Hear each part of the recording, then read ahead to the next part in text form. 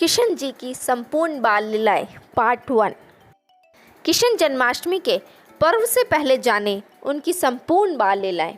युगों पहले मथुरा का राजा उग्रसेन था। उनके 2 बच्चे थे, कंस नाम का एक बेटा और देवकी जी नाम की एक बेटी। देवकी जी एक नेक दिल इंसान थी, लेकिन कंस का शैतानी दिमाग था। जब वह बड़ा हुआ तो उसने अपने पिता को जेल में डाल दिया और खुद राजा बन गया। इस बीच उनकी बहन देवकी जी की शादी वासुदेव जी से हो गई। कंस अपनी बहन को ससुराल ले जा रहा था, तभी आकाशवाणी हुई, तुम्हारी बहन का 8वां बेटा तुम्हारा अंत करेगा। कंस अपनी जान बचाने के लिए अपनी बहन को मौत के घाट उतार देना चाहता था, लेकिन वासुदेव जी ने कंस से उसकी पत्नी को बख्शने की भीख मांगी। उसने वादा किया कि वह उनके हर बच्चे को सौंप देगा। फिर कंस ने वासुदेव जी और अपनी बहन देवकी जी को सलाखों के पीछे डाल दिया। कंस ने देवकी जी और वासुदेव जी को कैद कर लिया और अपने सैनिकों को कोठरी की रक्षा करने का आदेश दे दिया। जब भी देवकी जी ने एक बच्चे को जन्म दिया, कंस ने बच्चे को मार डाला। जैसे ही किशन जी का जन्म हुआ, देवकी जी और वासुदेव जी की कोठरी के पहरेदार गहरी नींद में चले गए और ताले अपने आप खुल गए। किशन जी को टोकरी में रखकर वासुदेव जी गोकुल के लिए निकल पड़े। जब वे यमुना नदी के पास पहुँचे तो उन्होंने देखा कि मूसलाधार बारिश के कारण बाढ़ आ गई है। अपनी जान की परवाह किए बिना वासुदेव जी ने नदी के उस पार चलना शुरू कर दिया। उनके हर कदम से पानी कम होता गया और भगवान विष्णु के नाग ने शिशु किशन जी को बारिश से बचाया। जब किशन जी नंद जी के घर पहुँचे तो उन्होंने देखा कि नंद जी की पत्नी यशोदा जी ने एक बच्ची को जन्म दिया है। धीरे धीरे उन्होंने बच्चे को उठाया और किशन जी को उनके स्थान पर रख दिया। फिर वे बच्चे के साथ लौट आए।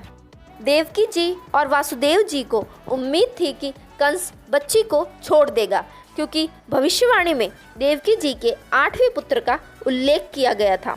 लेकिन कंस ने परवाह नहीं की। उसने बच्चे को उनके हाथों से छीन लिया और उसे एक दीवार की ओर फेंक दिया।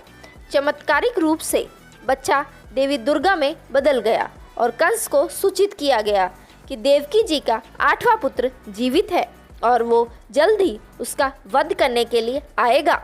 जब देवकी जी 7वीं बार गर्भवती हुई तो भ्रूण को चमत्कारिक ढंग से वृंदावन में रोहिणी के गर्भ में स्थानांतरित कर दिया गया।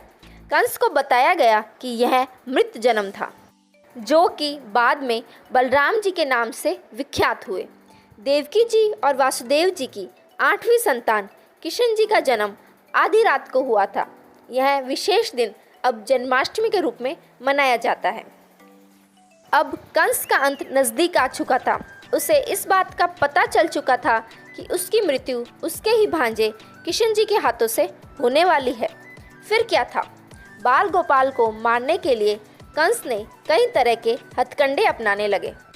वह किशन जी को मारने के लिए शक्तिशाली दानवों को भेजता, लेकिन नटखट कन्हैया की बाल लीला के आगे किसी की नहीं चलती थी। एक बार कंस ने पूतना नाम की राक्षसी को बाल किशन का वध करने के लिए भेजा। जैसे ही पूतना गोकुल पहुंची, उसने एक सुंदर स्त्री का रूप धारण कर लिया। स्त्री का रूप धारण कर पूतना घर घर जाकर किशन जी की तलाश करने लगी। किशन जी की खोज में पूतना को जो भी बालक मिलता, वो उसे अपने विष वाले दूध को पिलाकर मार देती। जब पूतना किशन जी के घर पहुंचती है, तब भगवान किशन जी को पता चल जाता है कि वह एक राक्षसी है। पूतना किशन जी को गोदी में उठाकर अपना विषैला दूध पिलाने लगती है। किशन जी को दूध पीते देखकर पूतना सोचने लगती है कि अब यह मर जाएगा। भगवान किशन जी कुछ देर बाद दूध पीते पीते ही राक्षसी के प्राण खींचने लगते हैं।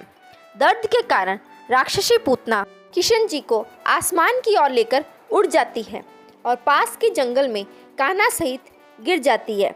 थोड़ी देर बाद ही राक्षसी के प्राण निकल जाते हैं। इस तरह भगवान किशन राक्षसी पूतना का वध कर देते हैं। आगे की कहानियों के लिए पार्ट 2 देखने के लिए चैनल को जल्दी से सब्सक्राइब कर दें, ताकि आप कृष्ण भगवान की सभी बाल कथाओं का रस ले सके और वे कथाएं अपने बच्चों को भी ज़रूर सुनाएं। और कमेंट बॉक्स में जय श्री कृष्णा लिखना ना भूलें। धन्यवाद।